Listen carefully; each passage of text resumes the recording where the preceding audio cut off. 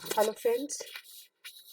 जैसा कि आप जानते हैं कि हम लोगों ने एक सीरीज शुरू की हुई है जिसमें हम एचपीएससी 2025 को टारगेट कर रहे हैं और हम डिफरेंट जितने भी all over India PSC exams हुए हैं उनको धीरे धीरे टारगेट करते हुए हर पेपर को सॉल्व कर रहे हैं। तो आज जो हम पेपर शुरू करने वाले हैं वो है यूपी एचईएससी का 2019 का एग्जाम। तो चलिए शुरू करते हैं। पहला क्वेश्चन है, which of the following is not the source of revenue of central government, जिसमें हमें ऑप्शंस दिए हुए personal income tax, corporate tax, trade tax या सेंट्रल एक्साइज ड्यूटी टैक्स। देखो, जब भी सेंट्रल टैक्स रेवेन्यू की बात की जाती है बजट में, तो इट इज थ्रू जो कलेक्शन होती है, it is through GST, IT, corporation tax, customs, excise and others. तो अगर हम यहाँ के ऑप्शंस में देखें तो जो हमारा ट्रेड टैक्स है वो इसमें इंक्लूड नहीं होता या इसका एक सोर्स नहीं होता for revenue of central government. तो सही ऑप्शन बन जाएगा हमारा option number C. Next question है हमारा, the first industrial policy in India कब अनाउंस हुई थी? तो it was announce in the year 1948, जो कि थी 6 April 1948 by doctor Shyama Prasad Mukherjee in the industry, who was the industry minister at that time.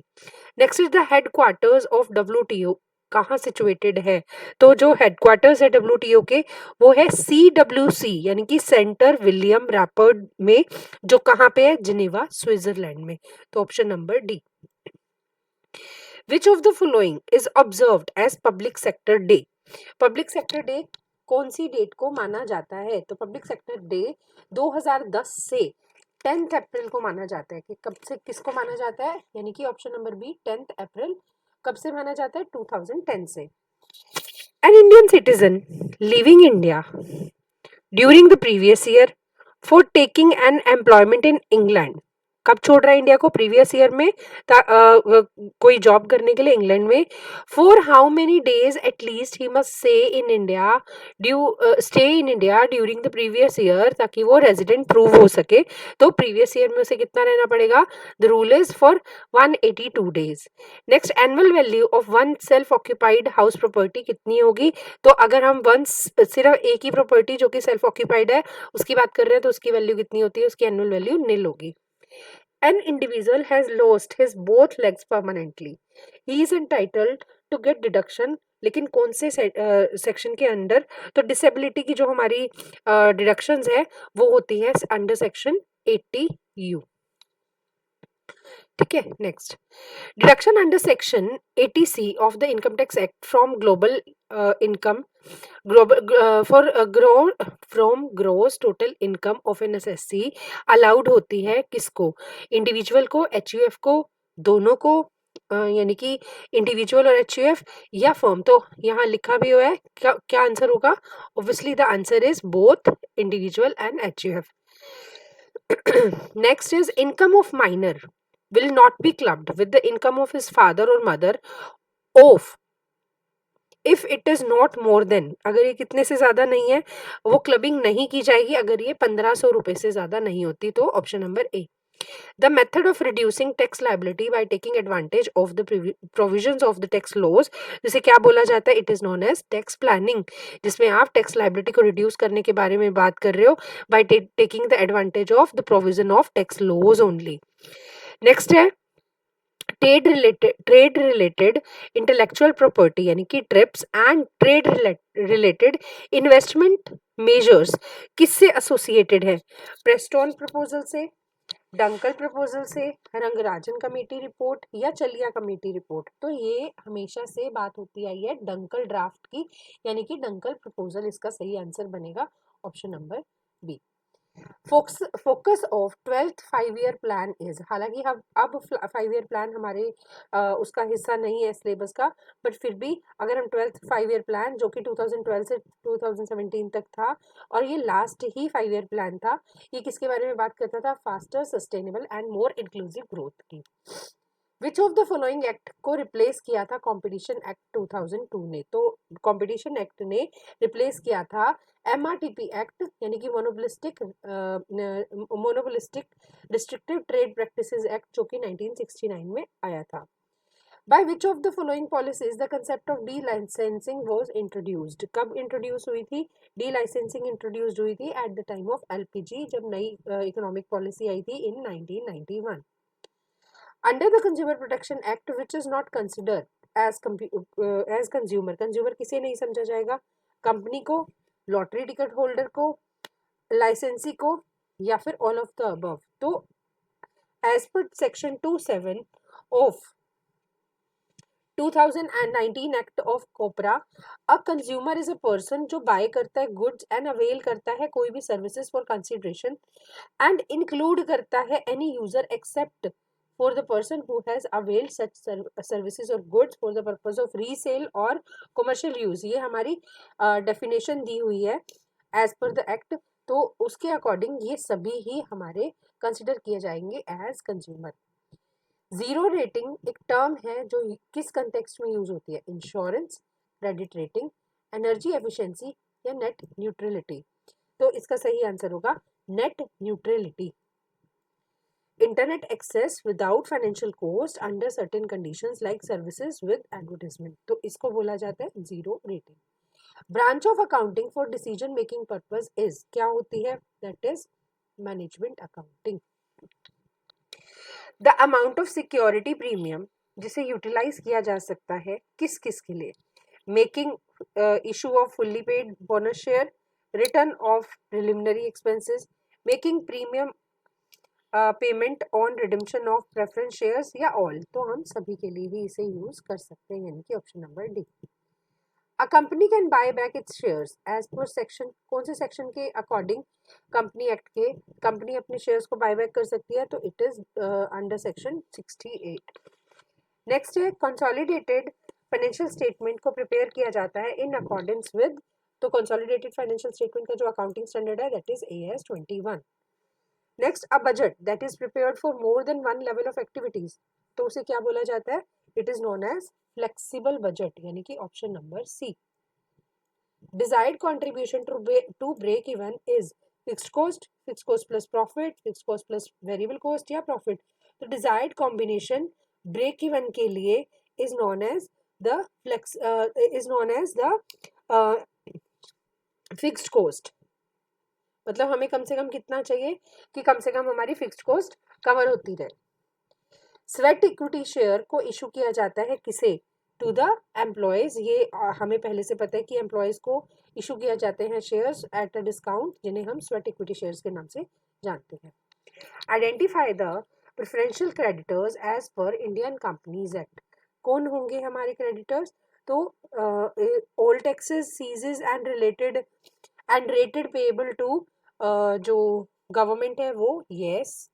Compensation payable to an employee on death or disability as per Workmen Compensation Act 1923. Yes.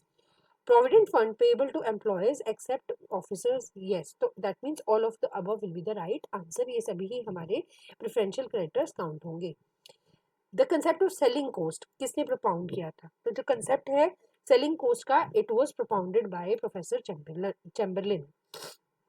Next, kinked demand curve किससे related है? Perfect competition, monopoly, duopoly या oligopoly? Obviously option number D, oligopoly. इनमें से कौन सा U shaped curve नहीं है? Marginal cost curve U shaped है, वेरिएबल कॉस्ट भी है, total cost, average total cost curve यानी कि ये भी यू शेप बनता है. लेकिन जबकि हम बात करें एवरेज फिक्स्ड कॉस्ट कर्व की तो वो किस तरीके से बनता है? कुछ इस तरीके से, यानी कि वो यू शेप नहीं बनता, जबकि बाकी सभी कर्व हमारे यू शेप बनते हैं. तो option number B will be the correct answer. Which of the following is not the property of an indifference curve? कि ये slope downward from left to right. Yes. It is convex to the origin from the convex to the origin होती है. Yes. दो indifference curve कभी भी intersect नहीं करते, ये बात भी बिल्कुल ठीक है, पर ये right to left slope downward करती है, जबकि यहाँ लिखा है लेफ्ट टू राइट. ठीक है, तो ये हमारा गलत ऑप्शन हो जाएगा, यानी कि आंसर यही है. Demand curve for a given good कैसी होगी? Vertical, horizontal, slope upward to the right या sloping downward to the right? तो इसका सही आंसर क्या होगा? Sloping upward to the right. Consumer surplus का क्या मतलब होता है? देखो कंज्यूमर सरप्लस का मतलब क्या है कि कंज्यूमर ने जितना पैसा खर्च करा बदले में जो रिटर्न मिला है वो कंपैरेटिवली ज्यादा अच्छा मिला है. That means excess of the price a consumer is willing to pay for goods over its market price. Market price से क्या है मतलब एक्सेस कितना है जिसके बदले में उसको जो रिटर्न है वो ज्यादा मिल रहा है. तो excess of price consumer is willing to pay for goods over its market price. if the relation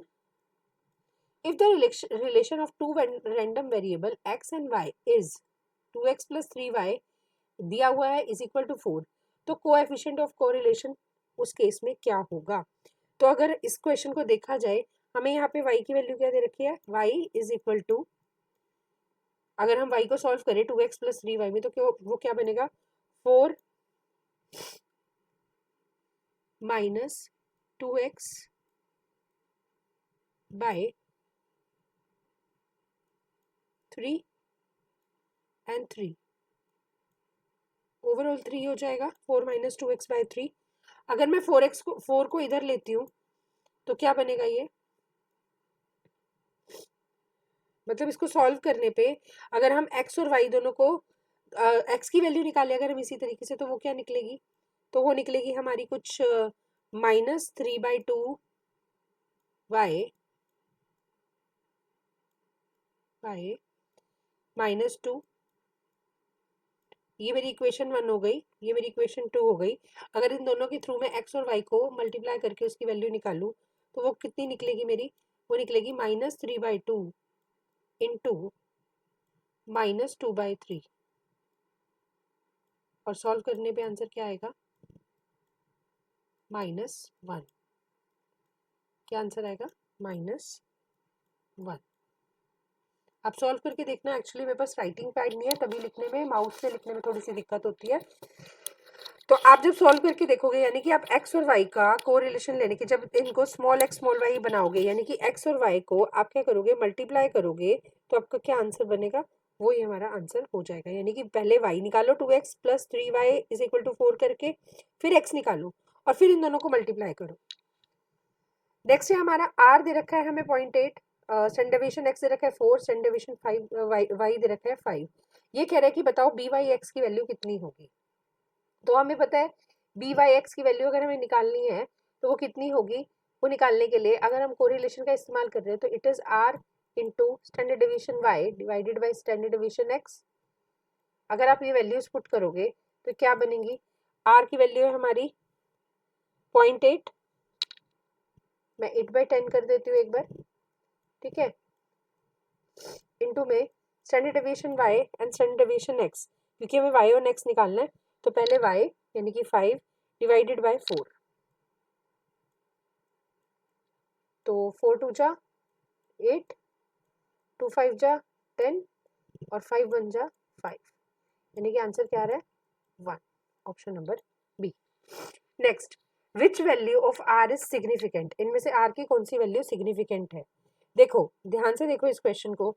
are हमें कितना दे रखा है? 0.05 और हमें पी दे रखा है 0.6. द वैल्यू ऑफ आर को is set to be certain when the value of R is 6 times more than the probable error. This shows that R is significant. तो उस केस में अगर हम इसको सॉल्व कर करके देखेंगे तो हमें क्या पता लगेगा? तो हम इसको सॉल्व करके देखेंगे कुछ इस तरीके से, जैसे मैं आपको करके दिखाती हूँ. फर्स्ट ऑप्शन देखते हैं. फर्स्ट ऑप्शन में कितना दे रखा है? 0.05 है ना, 0.05. अब हमें देखना है कि P का आपने क्या किया? 6 मल्टीप्लाई किया तो ये कितना बन जाएगा? 3.6. 3.6 यानी कि यहाँ पे 3.6 आपका ज्यादा है तो ये ऑप्शन नहीं होगा. नेक्स्ट हमने करा वो है क्या? 0.6 और हमने सेम वे से PE यानी कि इसको दोबारा से 6 गुना किया. अगर हम 6 टाइम्स करेंगे तो ये कितना बनेगा? 0.30. तो इस केस में क्या हो रहा है? इस केस में हमारा जो r की वैल्यू है वो मेरे 6 टाइम्स PE से ज्यादा है, वो 0.6 है और ये 0.3 है. तो इसीलिए सही आंसर क्या बन जाएगा? Option number B. आप चाहे तो इनको भी करके देख सकते हो. जैसे कि मैंने मेरा 0.4 तो दे रखा है r और जब मैं इसको मल्टीप्लाई करूंगी तो 9 6 जा 5.4 हो गया ना, सॉरी 0.54 हो गया, 0.54 हो गया. तो वो भी हमारा किससे ज्यादा है? इससे, लेकिन हमारा होना क्या चाहिए, हमारी कोरिलेशन ज्यादा होनी चाहिए, तो कोरिलेशन हमारी ऑप्शन नंबर बी में ज्यादा है। Next type 1 error arises when, देखो हर पेपर में हमारा इस तरीके का क्वेश्चन जो टाइप 1 टाइप 2 एरर से रिलेटेड है वो आ रहा है, तो इसमें आंसर क्या है हमारा, it is the null hypothesis is a true, null hypothesis is rejected, तो उसे टाइप 1 एरर बोलते हैं। For a one-way classification relating to an analysis of variance, there are k samples, each of size n. Then the number of degrees of freedom between samples कितनी होंगी? तो देखो जब हम बात करते हैं अनोवा की, तो अनोवा दो तरीके का, one way and factorial ANOVA. Factorial ANOVA में जो हमारे मोर देन वन इंडिपेंडेंट वेरिएबल होते हैं, जो 2 वे भी हो सकता है, 3 वे भी, 4 वे भी। और वन वे की बात करें तो वन वे में हमारा वन इंडिपेंडेंट वेरिएबल होता है, ठीक है, वन इंडिपेंडेंट वेरिएबल होता है। अगर हम इसके अंदर आगे चलते हुए बिटवीन सब्जेक्ट्स और रिपीटेड मेजर्स की बात करें, जिसमें सेम पार्टिसिपेंट्स होते हैं, जिसमें डिफरेंट पार्टिसिपेंट्स होते हैं, तो अल्टीमेटली जो हमारा वो बनेगा, अगर हम यहाँ पे देखते हैं degree of freedom between sample कितनी होगी, तो वो फॉर्मूला होता है हमारा डिग्री ऑफ फ्रीडम, डी है ये, degree of freedom is equal to n into k -1, ठीक है। तो इसके अकॉर्डिंग हमारा क्या आंसर बनेगा, देखो S S between and with in, तो एक में तो हमारा डी एफ बनता है, देखो एस एस, यानी कि इसमें हम देखें तो एस एस बिटवीन के केस में हमारी डिग्री ऑफ फ्रीडम बनती है n-1, मैं बहुत ज़्यादा डीप कंसेप्ट्स में अभी नहीं जा रही हूँ क्योंकि हमारे पास टाइम बहुत कम है। और दूसरे केस में अगर मैं एस एस बिटवीन बोलती हूँ, सॉरी बिटवीन नहीं विद इन बोलती हूँ, तो मेरी डिग्री ऑफ फ्रीडम का फॉर्मूला क्या बनता है, it is D F is equal to N into k -1,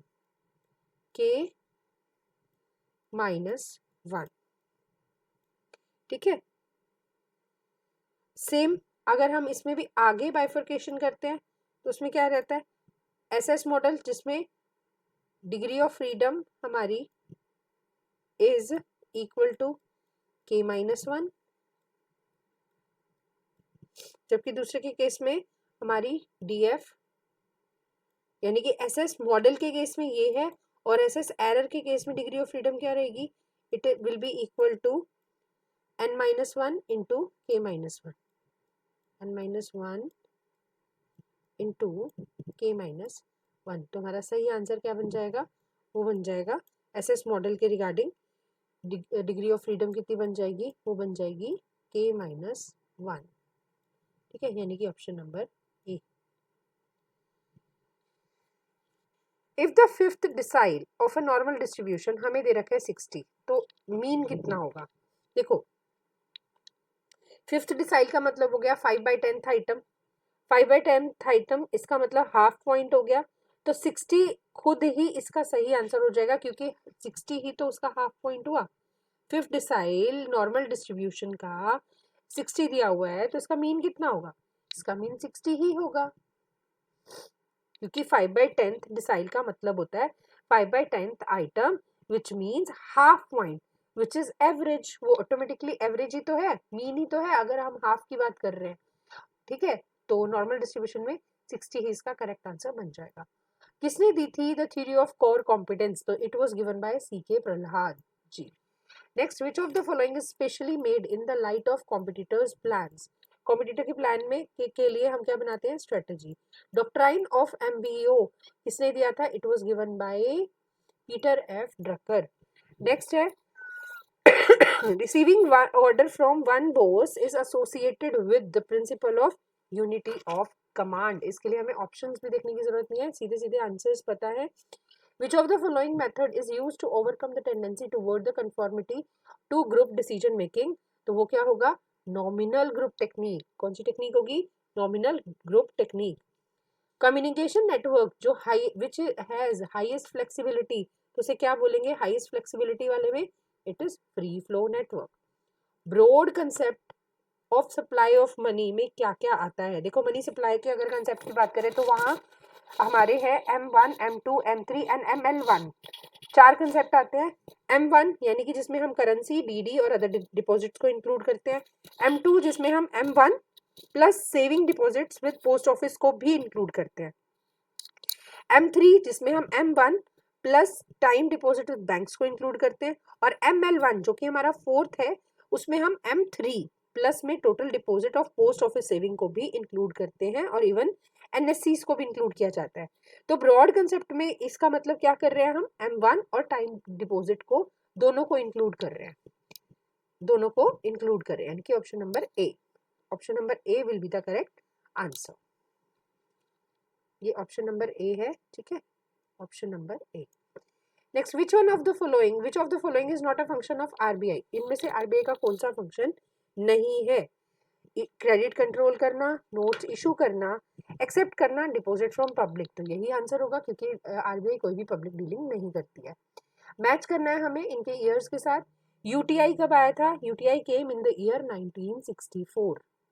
banking regulation act, it came in the year 1949। Imperial bank of India came in the year 1921 and NABARD came in 1982. That means 3214, option number D. Lead bank scheme को कब launch किया गया था? तो it was launch in the year 1969। दिसंबर 1969 में गैडगिल committee जो study group था हमारा और बैंकर्स कमेटी, ये दो कमेटी थी जिनकी रिकमेंडेशन पे इसको लॉन्च किया गया था। नेक्स्ट है हमारा NABARD has been established on the recommendation of. NABARD किसकी रिकमेंडेशन पे बनाया गया था? तो नबार्ड बनाया गया था शिवारमन कमेटी की रिकमेंडेशन पर। कब? इन द ईयर 1981 जो है उसमें, लेकिन ये इम्प्लीमेंट हुआ था 12 जुलाई 1982 को।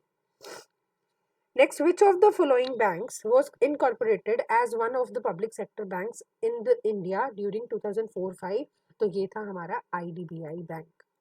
When was the cement industry in India delicense? कब हुई थी? ये हुई थी LPG के टाइम, यानी कि न्यू इकोनॉमिक पॉलिसी के टाइम, इन 1991।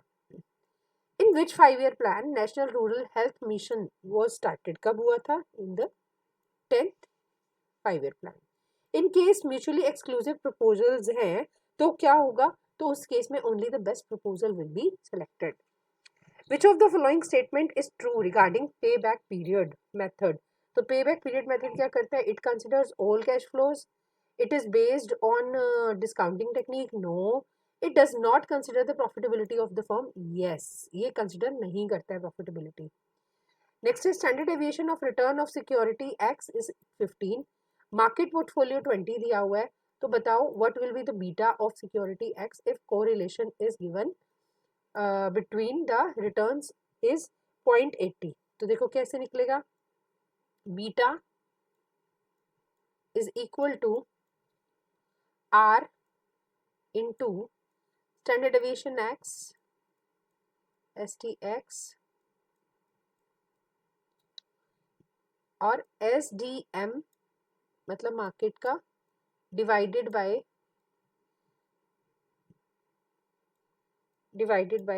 SDM square. SDM power 2। अगर आप वैल्यूज पुट करोगे तो ये क्या होंगी? ये कुछ इस तरीके से होंगी। आपका जो कोरिलेशन है वो कितना दे रखा है?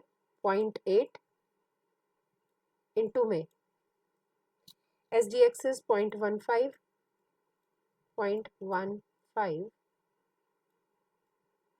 इंटू में 0.20 डिवाइडेड बाय 20 का होल स्क्वायर।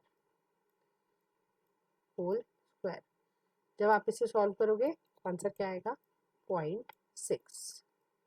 ठीक है, देखो राइटिंग पैड ना होने के कारण मैं फिर से आपसे माफ़ी मांगती हूँ कि मेरे पास राइटिंग पैड नहीं है, तो ये प्रॉपरली मैं लिख नहीं पा रही हूँ और अभी मुझे माउस यूज़ करना पड़ रहा है।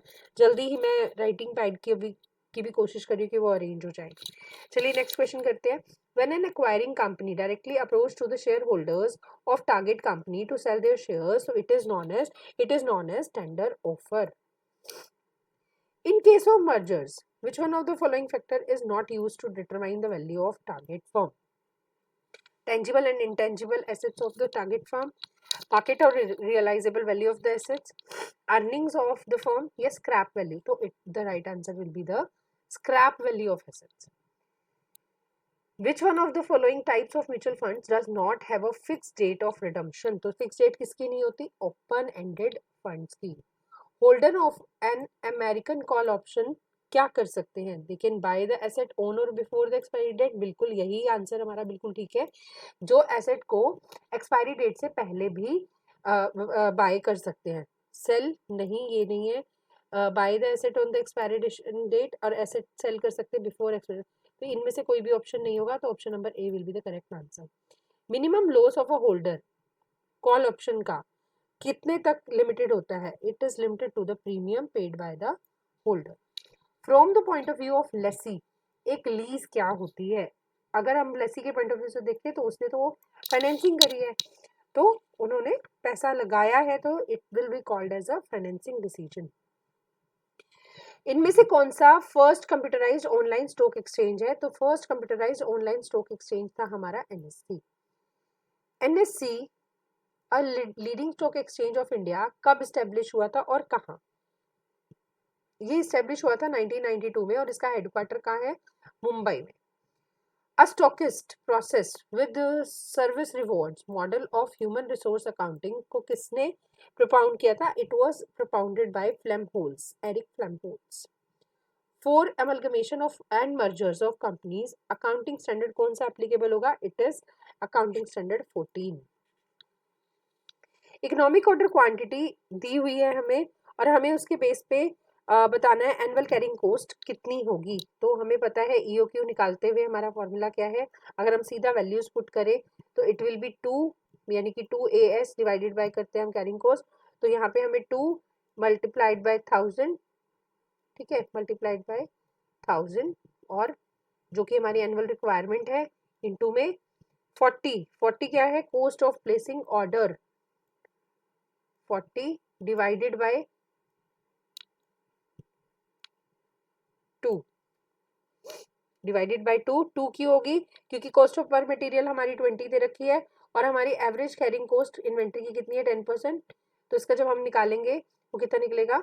2. अब कट पिट करके जब हमारा आंसर निकालेंगे तो इट विल बिकम ईओक्यू कितनी आएगी हमारी? वो आएगी हमारी 200 यूनिट्स. डिपॉजिटरीज एक्ट कब इनेक्ट हुआ था? It enacted in the year 1996, यानी कि option number A. According to which of the following approaches a part of permanent working capital is financed by short-term finances of fund? तो कौन सी approach ऐसा मानती है? ये है अग्रेसिव अप्रोच के अकॉर्डिंग, जहाँ पे आप अग्रेसिव होकर सोच कर चलते हो, जिसमें हम परमानेंट जो कैपिटल है हमारी, वर्किंग कैपिटल है, उसको फाइनेंसिंग करते हैं. किसके अंदर? किन सोर्सेज से? शॉर्ट टर्म सोर्सेज से भी हम उनकी फाइनेंसिंग करते हैं. सीडीज को इशू कौन करता है? तो CDs are issued by banks. Risk capital foundation कब स्टेब्लिश हुआ? किसके द्वारा स्टेब्लिश हुआ था? It was established by IFCI. इनमें से कौन से केसेस में operating cycle period of a firm will increase? कब इंक्रीज होगा? जब हमारा रॉ मटेरियल डिक्रीज हो जाए, तुम्हारी WIP डिक्रीज हो जाए. ये तो दोनों ऑलमोस्ट सेम ही बात हो गई. जब हमारा क्रेडिट पीरियड कस्टमर का डिक्रीज हो जाए, या जब हमारा क्रेडिट पीरियड सप्लायर से इंक्रीज हो जाए. तो ये होगा जब हमारा क्रेडिट पीरियड सप्लायर से डिक्रीज हो जाए. PI मेथड किसका एक्सटेंशन है? तो PI मेथड NPV मेथड का ही एक्सटेंशन है. Next is pricing strategies in which prices are lowered to promote short term sales. तो उसे क्या बोला जाएगा? These are known as the promotional prices. Pricing policy adopted to make huge profits by selling a new product at high price. तो इसे क्या बोलेंगे? High price पे आप बेच रहे हो, यानी कि आप स्कीमिंग प्राइसिंग का आप यूज कर रहे हो ताकि आप मार्केट की क्रीम को कलेक्ट कर सको. The strategy of selling a product at a price below cost to pull new small competitors out of the business. तो आप क्या कर रहे हो? आप बाहर निकालना चाह रहे हो, एक तरीके से आप शिकार कर रहे हो. That means predatory pricing. Which of the following is not a psychological factor of segmentation of markets? So it is segmentation अगर साइकोलॉजिकल देखें, एटीट्यूड है, लाइफ साइकिल है, पर्सनैलिटी है, पर जेंडर साइकोलॉजिकल फैक्टर नहीं है. Market research that has been carried out earlier by another agency in respect of a particular product, तो उसे क्या बोलेंगे? That is known as secondary research. The present day marketing कैसी है? It is product oriented, sales, middleman या consumer? तो obviously consumer. Items that are needed for cremating the dead body are examples. Cremating the dead body are examples of unsold products, shopping products, convenience products या specialty products. ये है unsold products. Which of the following is included in the functions of physical distribution? It is advertising, salesmanship या transportation. तो it is transportation. Falling sales of a product represents introduction stage, growth stage, maturity stage and decline stage. So it is known as the decline stage. What occurs when marketer focuses on the product rather than customers requirement? अगर आप product पे focus कर रहे हो rather than customer requirements, तो it is the concept covered under marketing myopia, जहाँ पे आपका focus customer product पे होता है rather than customer के requirement के. Production concept included in its purview. Production concept included in its purview. अगर हम देखें तो क्या बनेगा? Mass production, superior product, knowledge about customers need या market segmentation only? It is mass production. It is related to mass production की आपको ज़्यादा से ज़्यादा प्रोड्यूस करना है. Which of the following is not a criteria for segmentation of markets? Demographics, user status, order size या psychological factor? तो segmentation करते हैं हम डेमोग्राफिक्स को ध्यान रखते हैं, यूजर का स्टेटस ध्यान में रखते हैं, उसके साइकोलॉजिकल फैक्टर्स को भी ध्यान देते हैं, लेकिन ऑर्डर साइज तो ऐसी कोई शुरू में ध्यान रखने वाली चीज नहीं है जब सेगमेंट कर रहे होते हैं. Various levels of distribution channels are 0, 1 and 2, 3 level या ऑल द अबव ऑप्शंस. तो हमें पता है कि ये सभी ही ऑप्शंस हैं हमारे जब हम डिस्ट्रीब्यूशन चैनल के वेरियस लेवल्स डिस्कस करते हैं. The set of all product lines and items that a particular seller offer for sale is called. तो इसे बोला जाता है product line length, product line depth, product mix या प्रोडक्ट लाइन विड्थ. तो it is known as product mix या product assortment भी बोलते हैं, जिसमें length, width, depth and consistency चारों आते हैं. एक ऐसी मार्केट जिसमें small number of high value of buyers हैं और विच प्रमोशनल टेक्निक सबसे अच्छी रहेगी इस तरीके की small number of high value buyers को फोकस करने के लिए, तो इसमें पर्सनल सेलिंग ही सबसे बेस्ट टेक्निक रहेगी. ई कॉमर्स का क्या मतलब है? ई कॉमर्स का मतलब है buying and selling of products and services electronically, online transactions. It requires integration and alignment of technology. तो above all consumer protection technique जिसमें प्रोडक्ट्स को ऑफर किया जाता है एट लो कॉस्ट और free of cost on purchase of new product. तो इसे क्या बोलेंगे? It is known as sample. आप सैंपल इशू कर रहे हो लो कॉस्ट पे या free of cost. In a sampling plan question whom should we survey किससे रिलेटेड है? ये सैम्पलिंग यूनिट से रिलेटेड है, ना कि सैम्पलिंग साइज, प्रोसीजर या स्केल से. एडवर्टाइजमेंट अफेक्ट करती है कंज्यूमर के सबकॉन्शियस माइंड को. तो इसे ये जो चीज़ है ये हम किस में मानते हैं? ये मानते हैं सबलिमिनल एडवर्टाइजिंग में. ग्रुप ऑफ इंटरमीडियरीज जो लेती हैं प्रोडक्ट्स और सर्विसेज अवेलेबल टू, मतलब जो क्या करती है फाइनल कंज्यूमर तक अवेलेबल कराती है. तो किसके थ्रू होता है ऐसा? चेन ऑफ चैनल्स के through. Next is labour welfare officer is to be appointed in an organisation which is engaging dash or more employees. तो 500 जो नंबर है इसमें वो कितना है? 500. Horizontal job rotation refers to a lateral promotion, lateral extension, lateral transfer या above all. तो इसमें आएगा हमारा lateral transfer. Job description is reviewed by. Job description को कौन रिव्यू करता है? It is reviewed by the HR development department. Next is which approach states that no one particular management action or design is suitable for all situations. Human behavior approach, role approach, system approach या contingent approach. तो contingent approach will be the right answer. Benefits that are required by law to provide all employees are called statutory benefits, indirect benefits, direct benefits या medical benefits. ऐसे benefits which are required by law जो employ को provide किए जाते हैं तो इन्हें बोला जाता है स्टैट्यूटरी बेनिफिट्स. डेवलपमेंट क्या है? It is a short term process, focuses on employees current job, aims at improving the total personality of a manager, या it is an informal process. तो अगर हम शॉर्ट टर्म ये डेवलपमेंट की बात करें तो डेवलपमेंट एक तरीके की ऐसी प्रोसेस है जो उसकी मैनेजर की टोटल पर्सनालिटी को चेंज कर देती है. वेजेस यूजुअली एडजस्ट करते हैं adjusted for prevailing rate of inflation. तो इसे क्या बोला जाएगा? It is known as real wages. Culture noise is associated with what? Recruitment, job evaluation, interview या ओरिएंटेशन. तो ओरिएंटेशन वो जगह है जहाँ पे डिफरेंट कल्चर के लोग आते हैं और ड्यूरिंग कम्युनिकेशन प्रोसेस जो they may face cultural noise.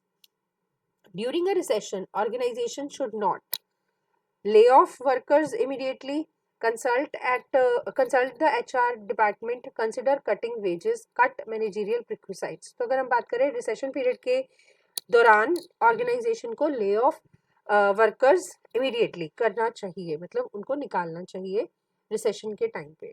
Which of the following is not an environmental challenge facing human resources? It is competition of for scarce raw material, government regulation, global competition या frequent exit of employees from the organization. इनमें से कौन सा environmental challenge नहीं है which is being faced by human resources? तो competitive, देखो raw material की स्कार्सिटी जो है उसका कंपटीशन हमारे एचआर का काम नहीं है. Which of the following is not a part of training evaluation? Reaction, learning, behaviour या रिजल्ट. तो इसका जो आंसर है अगर हम बात करें तो ये सभी ही हमारी ट्रेनिंग इवैल्यूएशन के केस में काम करते हैं. तो इसका आंसर जो हमारा ऑफिशियल आंसर की में है that is star. Career planning is the responsibility of, किसकी रिस्पॉन्सिबिलिटी है? Obviously the HR development department या एचआर डेवलपमेंट से रिलेटेड है. In which year employee state insurance act enforce हुआ था? It was enforced in the year 1948. The extent to which employees are aware of their interests, skills, length and weakness regarding their career goal को क्या बोला जाएगा? It is known as career insight. Which of the following is not an aspect of HR development? तो इनमें से कौन सा aspect नहीं है HR डेवलपमेंट का? ट्रेनिंग एंड डेवलपमेंट करना, करियर प्लानिंग करना और परफॉर्मेंस अप्रेजल करना. पर job evaluation HR development department का काम या एचआर डेवलपमेंट का हिस्सा नहीं है. Management should redress only those grievances which are real, imaginary, real and imaginary. तो real हो या imaginary हो, both should be redressed. In which year the Employees State Insurance Act was enforced? So it was enforced in the year 1948. Which of the following makes the employee ineligible for provident and gratuity benefits? तो retirement, resignation, dismissal या discharge. तो it is discharge. Selection is a positive, negative, continuous. किस तरीके की process है? तो हमें पता है selection is a negative process. Which of the following is not mandatory bargaining item? Scope of bargaining unit, holidays, pensions, profit sharing plan. तो not mandatory bargaining item है हमारी scope of bargaining unit. Which of the following is not a member of APEC Nations? APEC Nations है Asia Pacific economic corporation, जो कि inter governmental forum है of 21 member economies in the Pacific region, जो promote करती है free trade throughout the Asia Pacific region. तो USA, Russia और China तीनों ही इसके मेंबर्स हैं, जबकि India is not a member.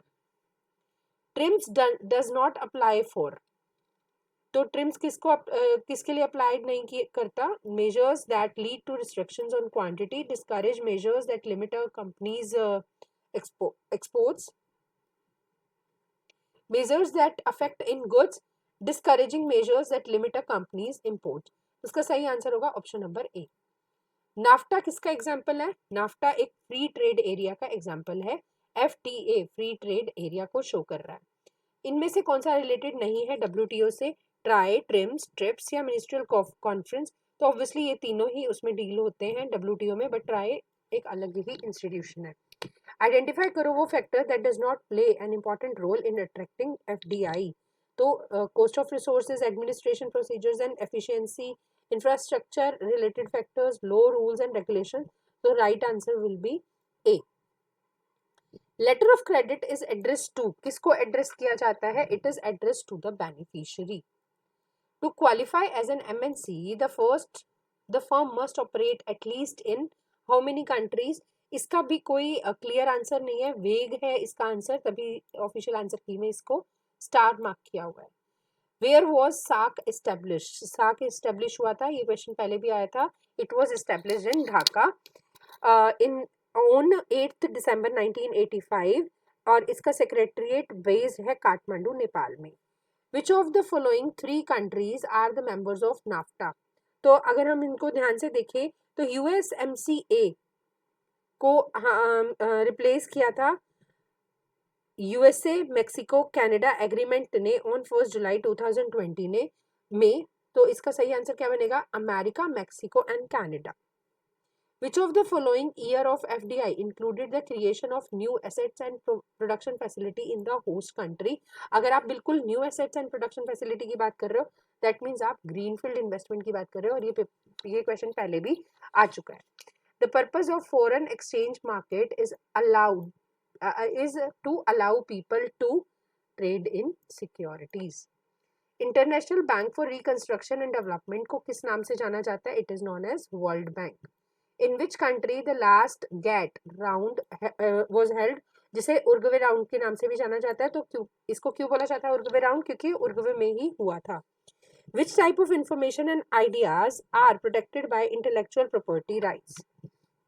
Ethical values, moral values, social values या commercial values? तो इसका सही आंसर होगा option number D, commercial values. The Bretton Woods Conference held in the year 1944 led to the creation of, तो जो हमारी Britain would conference है उस टाइम पे क्या क्या बना था? IBRD and IMF। तो यहाँ पे हमें ऑप्शन दिया हुआ है only IMF, option number B.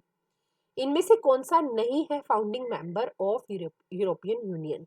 तो अगर हम देखें West Germany, Italy and Belgium तीनों इसके मेंबर है, लेकिन ग्रेट ब्रिटेन इसका फाउंडिंग मेंबर नहीं है। पार्टिसिपेटरी नोट्स कौन इशू करता है? These are issued by registered foreign institutional investors, यानी कि option number A. Which of the following is known as the soft loan window of the World Bank? IFC, IMF, IDA या ADB? तो the right answer will be IDA, International Development Association. इनमें से कौन सा member नहीं है Asian Association of South East Asian Nations का? तो मलेशिया, इंडोनेशिया और वियतनाम इसके मेंबर्स हैं, जबकि श्रीलंका इसका मेंबर नहीं है। तो option number C will be the correct answer. Last question है आज के इस पेपर का। Who determines the rate at which the foreign country of for foreign trip can be purchased? Reserve bank of India, IMF, world bank या foreign exchange market? It is foreign exchange market. इसी के साथ हमारा UPHESC का 2019 का paper भी finish होता है।